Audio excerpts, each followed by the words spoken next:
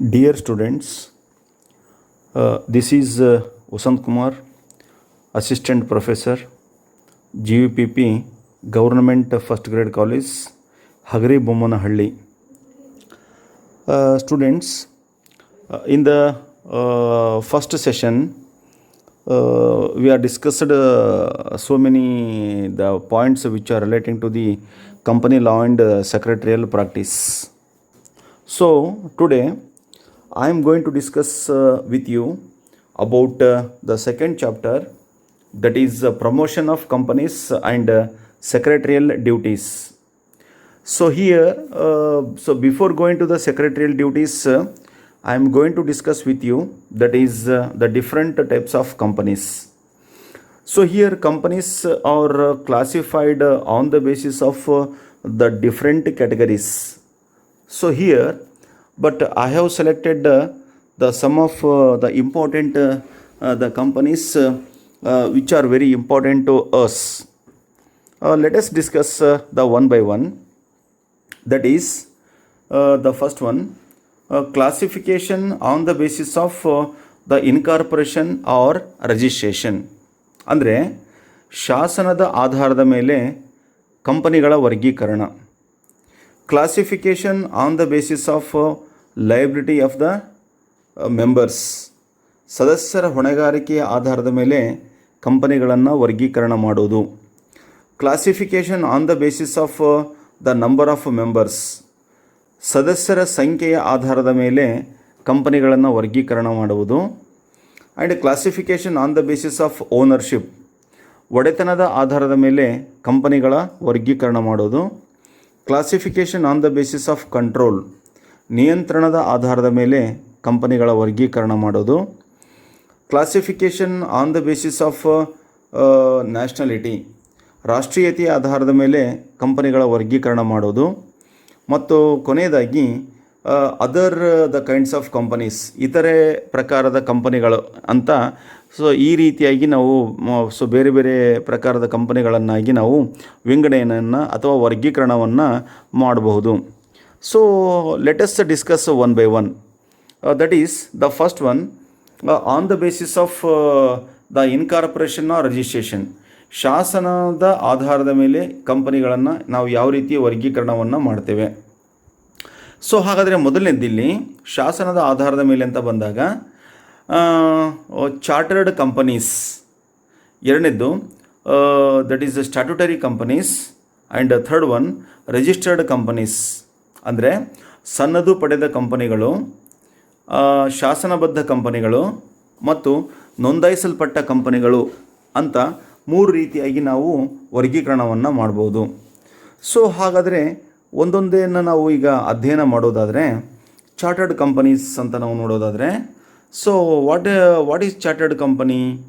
That is chartered companies are nothing but that are formed by the royal charter or on any special order granted by king or queen are called as a chartered companies. The power of such company are defined by the act constituting it. For example, Royal Chartered Company is another name of the chartered companies. And the Bank of England, the East India Company, British Broadcasting Corporation, etc. are some examples of chartered companies. So ಹಾಗಾದರೆ ನಾವಿಲ್ಲಿ ಸನ್ನದು company ಅಂತ ಯಾವುದಕ್ಕೆ ಕರಿತೀವಿ ಅಂದರೆ, ಒಂದು ದೇಶದ ಅಥವಾ ಒಂದು ರಾಜ್ಯದ ದೊರೆಯಿಂದ ಅವನ ಅಥವಾ ಸರ್ಕಾರದಿಂದ ವಿಶೇಷ ಸನ್ನದು ಪಡೆದು ಸ್ಥಾಪಿತವಾಗಿರ್ತಕ್ಕಂಥ ಕಂಪನಿಗೆ ಸನ್ನದು ಪಡೆದ ಕಂಪನಿ ಎಂದು ಕರೆಯಬಹುದು. ಸನದಿನಲ್ಲಿ ನಮೂದಿಸಿದ ನಿಬಂಧನೆಗಳಿಗನುಗುಣವಾಗಿ ಇಂಥ ಕಂಪನಿಯು ಕಾರ್ಯನಿರ್ವಹಿಸುತ್ತದೆ. ಕಂಪನಿಗಳ ಕಾನೂನು ಪಾಸಾಗುವುದಕ್ಕಿಂತ ಮೊದಲು ಇಂಥ ಕಂಪನಿಗಳು ಇಂಗ್ಲೆಂಡ್ ದೇಶದಲ್ಲಿ ಸಾಕಷ್ಟು ಸ್ಥಾಪನೆಯಾಗ್ತಾ ಇದ್ದವು. ಸೊ ಹಾಗಾದರೆ ಇಂಗ್ಲೆಂಡ್ನಲ್ಲಿ ಸ್ಥಾಪಿಸಲ್ಪಟ್ಟಿರ್ತಕ್ಕಂಥ East India Company, Bank of England, British South Africa Company ಮೊದಲಾದವುಗಳು ಸನ್ನದು ಪಡೆದಿರತಕ್ಕಂಥ ಕಂಪನಿಗಳಿಗೆ ಒಳ್ಳೆಯ ಉದಾಹರಣೆಗಳೆಂದು ಹೇಳ್ಬೋದು. ಇಂಥ ಕಂಪನಿಯ ವಿಶೇಷ ಲಕ್ಷಣಗಳೇನೆಂದರೆ, ಅದರ ಯಾವೊಬ್ಬ ಸದಸ್ಯರು ಕೂಡ ಅದರ ಯಾವ ಸಾಲಗಳಿಗೂ ಹೊಣೆಗಾರರಾಗಿರುವುದಿಲ್ಲ. ಅಂದರೆ they are not responsible for the debt of that company. ಅದು ವ್ಯಾಪಕವಾದ ಅನೇಕ ಅಧಿಕಾರಗಳನ್ನು ಹೊಂದಿದ್ದು ಸನದಿನಲ್ಲಿ ನಮೂದಿಸಿದ ಹಕ್ಕು ಬಾಧ್ಯತೆ ಮತ್ತು ನಿಯಮಗಳಿಗನುಗುಣವಾಗಿ ತನ್ನ ಕಾರ್ಯವನ್ನು ಅದು ನಿರ್ವಹಿಸುತ್ತಾ ಇರುತ್ತೆ. ಸನದಿನಲ್ಲಿ ನಮೂದಿಸಿದ ಯಾವುದೇ ನಿಯಮವನ್ನು ಒಂದು ವೇಳೆ ಆ ಕಂಪನಿ ಉಲ್ಲಂಘನೆ ಮಾಡಿದರೆ ಆ ಕಂಪನಿಗೆ ಅನುಮತಿ ಕೊಟ್ಟಿರ್ತಕ್ಕಂಥ ಆ ದೇಶ ಅಥವಾ ರಾಜ್ಯದ ದೊರೆ ಅಥವಾ ರಾಣಿ ಅಥವಾ ಆ ಸರ್ಕಾರ ತಾನು ನೀಡಿದ ಈ ಸನದನ್ನು ರದ್ದುಪಡಿಸೋದಕ್ಕೆ ಅದಕ್ಕೆ ಸಂಪೂರ್ಣವಾಗಿರ್ತಕ್ಕಂಥ ಅಧಿಕಾರ ಇರುತ್ತೆ. ಈಗ ಇಂಥ ಕಂಪನಿಗಳು ತುಂಬ ವಿರಳ. ಅದೂ ಅಲ್ಲದೆ ಭಾರತದಲ್ಲಿ ಇಂಥ ಒಂದು ಕಂಪನಿಗಳ ಸ್ಥಾಪನೆಗೆ ಅವಕಾಶ ಇರುವುದಿಲ್ಲ. ಈ ರೀತಿ ಇರತಕ್ಕಂಥ ಕಂಪನಿಗಳಿಗೆ ಸನದು ಕಂಪನಿಗಳು ಎಂದು ಕರೆಯಲಾಗುತ್ತದೆ. When I coming to the second one, that is the statutory companies. Statutory companies are constituted by a special act of parliament or state legislature. The provision of the Companies Act 2013 do not apply to them. Example of these types of companies are Reserve Bank of India, Life Insurance Corporation of India. ಶಾಸನಬದ್ಧವಾಗಿರ್ತಕ್ಕಂಥ ಕಂಪನಿಗಳು ಅಂತಂದರೆ ಸಾಮಾನ್ಯವಾಗಿ ಅದರ ಹೆಸರೇ ಹೇಳುವಂತೆ ಇಂಥ ಕಂಪನಿಗಳು ಶಾಸನ ಸಭೆಯು ಪಾಸು ಮಾಡಿರ್ತಕ್ಕಂಥ ವಿಶಿಷ್ಟ ಶಾಸನದ ಮೂಲಕ ಸ್ಥಾಪನೆ ಆಗ್ತವೆ. ಉದಾಹರಣೆ, ಈ ರೈಲು ಮಾರ್ಗಗಳಾಗಿರ್ಬೋದು, ಟ್ರಾಂಪ್ ಸಾರಿಗೆಯಾಗಿರ್ಬೋದು, ರಸ್ತೆ ಸಾರಿಗೆಯಾಗಿರ್ಬೋದು, ಹಡಗು ಸಾರಿಗೆಯಾಗಿರ್ಬೋದು, ನೀರು ಪೂರೈಕೆ, ವಿದ್ಯುತ್ ಪೂರೈಕೆ ಮತ್ತು ಈ ಲೋಕೋಪಯೋಗಿ ಸಂಸ್ಥೆಗಳು ಇಂಥವುಗಳಿಗೆ ಪ್ರತ್ಯೇಕವಾದ ಕಾನೂನುಗಳಿಂದಲೇ ಸ್ಥಾಪನೆಯನ್ನು ಮಾಡಲಾಗುತ್ತೆ. ಇಂಥ ಸಂಸ್ಥೆಗಳನ್ನು ಸ್ಥಾಪಿಸಲು ವಿಶೇಷವಾದ ಕಾನೂನನ್ನು ಪಾಸು ಮಾಡುವುದು ಬಹಳಷ್ಟು ಅಗತ್ಯವಿರ್ತಕ್ಕಂಥದ್ದು. ಅದ್ರ ಜೊತೆಗೇ ಅವು ತಮ್ಮ ಕಾರ್ಯನಿರ್ವಹಣೆಗಾಗಿ ವಿಶೇಷ ಹಕ್ಕು ಬಾಧ್ಯತೆಗಳನ್ನು ಮತ್ತು ಸವಲತ್ತುಗಳನ್ನು ಹೊಂದಿರಲೇಬೇಕಾಗಿರುತ್ತದೆ. ಆ ಒಂದು ಕಾರಣದಿಂದ ಅವುಗಳನ್ನು ಒದಗಿಸಲು ಪ್ರತ್ಯೇಕವಾದ ಕಾನೂನೊಂದು ಸರ್ಕಾರ ಪಾಸ್ ಮಾಡಬೇಕಾಗತ್ತೆ. ಭಾರತದಲ್ಲಿ State Bank of India, Reserve Bank of India, Damodar Valley Corporation, Life Insurance Corporation, Unit Trust of India ಇಂಥವುಗಳು ಶಾಸನಬದ್ಧ ಕಂಪನಿಗಳಿಗೆ ಒಳ್ಳೆಯ ಉದಾಹರಣೆಗಳೆಂದು ನಾವು ಹೇಳಬಹುದು. ಇವುಗಳಿಗೆ ಅಂದರೆ ಇವುಗಳನ್ನು ಸ್ಥಾಪನೆ ಮಾಡೋದಕ್ಕೆ ಪ್ರತಿಯೊಂದಕ್ಕೂ ಕೂಡ ಅವುಗಳದೇ ಆಗಿರ್ತಕ್ಕಂಥ ಒಂದು ಕಾನೂನನ್ನು ಪಾಸ್ ಮಾಡಲಾಗಿದೆ. ಮತ್ತು ಅವುಗಳ ಒಂದು ಕಾರ್ಯನಿರ್ವಹಣೆ ಅವುಗಳನ್ನು ನಿರ್ಮಿಸಿದ ಕಾನೂನುಗಳ ನಿಯಮಗಳ ಪ್ರಕಾರ ಅವೆಲ್ಲವೂ ಕೂಡ ನಡೀತಾ ಇರ್ತವೆ. ಅವುಗಳನ್ನು ನಿರ್ಮಿಸಿದ ಕಾನೂನುಗಳು ಮತ್ತು ನಿಯಮಗಳಿಗೆ ವ್ಯತಿರಿಕ್ತವಾಗದಂತೆ, ಅಂದರೆ ಅಡ್ವರ್ಸ್ ಆಗದಂತೆ ಕೆಲವೊಂದು ಸಂದರ್ಭಗಳಲ್ಲಿ ಕಂಪನಿಯ ಕಾನೂನಿನ ನಿಯಮಗಳು ಈ ಸಂಸ್ಥೆಗಳಿಗೆ ಅನ್ವಯಿಸುತ್ತವೆ ಅಥವಾ ಅನ್ವಯವಾಗುತ್ತವೆ. ಈ ರೀತಿ ಇರತಕ್ಕಂಥ ಕಂಪನಿಗಳಿಗೆ ನಾವು ಶಾಸನಬದ್ಧ ಕಂಪನಿಗಳು ಅಥವಾ ಸ್ಟ್ಯಾಟ್ಯೂಟರಿ ಕಂಪನಿಗಳು ಅಂತ ಕರೆಯಬಹುದಾಗುತ್ತೆ. When I coming to the third one, that is registered companies, ನೋಂದಾಯಿಸಲ್ಪಟ್ಟ ಕಂಪನಿಗಳು ಅಂತ ಕರೀತೇವೆ. Registered companies which are incorporated under the Companies Act 2013 or under any previous company law with ROC fall under the category. A registered company is an organization which is formed and registered with the appropriate statutory authority of the country as a company or corporation in accordance with the corporate and securities law of that country. For example, the private limited company, public limited company, partnership, limited liability partnership, one person company, sole proprietorship. These are the best examples for registered companies. ಇಲ್ಲಿ ನೋಂದಾಯಿಸಲ್ಪಟ್ಟ ಕಂಪನಿಗಳು ಅಂತ ನಾವು ಯಾವುದಕ್ಕೆ ಕರಿತೀವಿ ಅಂತಂದರೆ, ಇಲ್ಲಿ 2013ರ ಕಾಯ್ದೆ ಅಥವಾ ಅದಕ್ಕಿಂತಲೂ ಮೊದಲು ಇರತಕ್ಕಂಥ 1956ರ ಕಂಪನಿ ಒಂದು ಕಾನೂನುಗಳ ಪ್ರಕಾರ ಸೊ ಇಲ್ಲಿ ಸ್ಥಾಪನೆ ಆಗಿರ್ತಕ್ಕಂಥ ಕಂಪನಿಗಳನ್ನು ನಾವಿಲ್ಲಿ ನೋಂದಾಯಿಸಲ್ಪಟ್ಟಿರ್ತಕ್ಕಂಥ ಕಂಪನಿಗಳಂತ ಕರೆಯೋದಕ್ಕೆ ಸಾಧ್ಯ ಆಗುತ್ತೆ, ಅಥವಾ ಅವುಗಳನ್ನು ಆ ರೀತಿ ನಾವು ಕರಿಬಹುದು.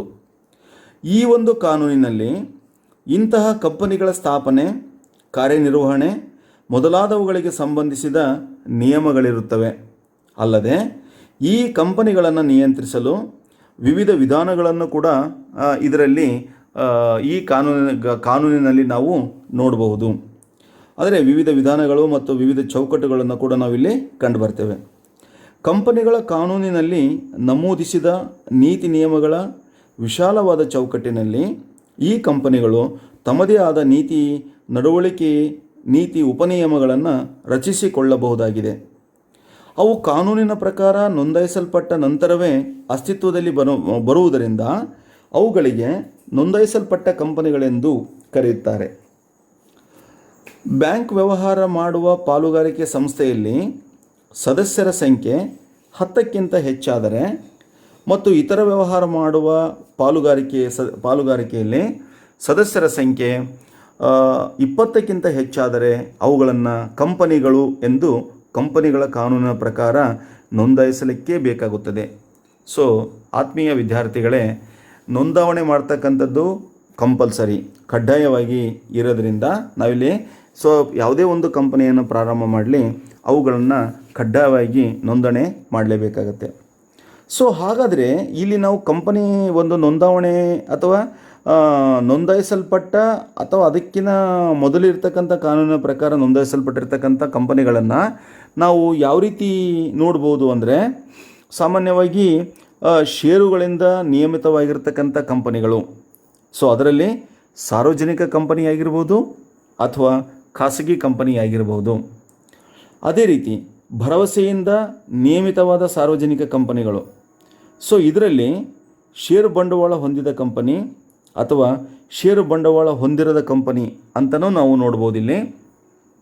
ಅದೇ ರೀತಿ ಅನಿಯಮಿತ ಕಂಪನಿಗಳು ಅಂತ ಅಂದರೆ ಅನಿಯಮಿತ ಸಾರ್ವಜನಿಕ ಕಂಪನಿ ಅಥವಾ ಅನಿಯಮಿತ ಖಾಸಗಿ ಕಂಪನಿ. ಸರ್ಕಾರಿ ಕಂಪನಿಗಳು, ಸರ್ಕಾರಿ ಕಂಪನಿಗಳಲ್ಲಿ ಮತ್ತೆ ನಾವು 2 ಪ್ರಕಾರಗಳಾಗಿ ನೋಡ್ಬೋದು, ಖಾಸಗಿ ಕಂಪನಿ ಮತ್ತು ಸಾರ್ವಜನಿಕ ಕಂಪನಿ. ನಂತರ ಧಾರಕ ಕಂಪನಿಗಳು ಅಥವಾ ಸಹಾಯಕ ಕಂಪನಿಗಳು, ಏಕವ್ಯಕ್ತಿ ಕಂಪನಿ ಅಥವಾ ಕೌಟುಂಬಿಕ ಕಂಪನಿ, ಲೈಸೆನ್ಸ್ ಪಡೆದ ಕಂಪನಿಗಳು ಅಥವಾ ಯಾವುದೇ ಲಾಭದ ಉದ್ದೇಶವಿಲ್ಲದ ಕಂಪನಿಗಳು. ಈ ರೀತಿ ನಾವು ಕಂಪನಿಗಳನ್ನು ನಾವು ಬೇರೆ ಬೇರೆ ರೀತಿಯಾಗಿ ವಿಂಗಡಣೆಯನ್ನು ಮಾಡೋದಕ್ಕೆ ಸಾಧ್ಯ ಇದೆ. ಸೊ ಇದರಿಂದ ನಮಗೆ ಗೊತ್ತಾಗೋದು ಏನಂತಂದರೆ, ಸೊ ಕಂಪನಿಗಳನ್ನು ನಾವು ಎಷ್ಟೆಲ್ಲ ಪ್ರಕಾರದ ಕಂಪನಿಗಳಾಗಿ ನಾವು ವರ್ಗೀಕರಣವನ್ನು ಮಾಡ್ತೇವೆ. ಸೊ ಯಾವುದು ಆ ಒಂದು ಕಂಪನಿಗೆ ಎಷ್ಟು ಪ್ರಮಾಣದಲ್ಲಿ ಅದರ ಒಂದು ಉಪಯೋಗ ಆಗುತ್ತೆ ಅನ್ನೋದನ್ನು ಕೂಡ ನಾವು ಒಂದೊಂದೇ ಆಗಿ ನಾವು ಅಧ್ಯಯನ ಮಾಡಿದಾಗ ಅದರ ಬಗ್ಗೆ ಅಥವಾ ಅದರ ವಿಶೇಷವಾಗಿರ್ತಕ್ಕಂಥ ಗುಣಗಳನ್ನು ನಾವು ಕಂಡುಕೊಳ್ಳೋದಕ್ಕೆ ಸಾಧ್ಯ ಆಗುತ್ತೆ. So my dear students, so here what I am going to discuss with you, these are the very important the types of the companies, and in this session, by the end of this session, so that we are going to learn after this the class, that is the classification of the companies on the basis of that is incorporation or registration of the company. Here there are 3 important the companies are there. The first one is the chartered companies, the second one is the statutory companies, and third one is the registered companies. So in the next class we will discuss some other the very important the points, again the same the related to the classification of the companies. Okay, good day, thank you.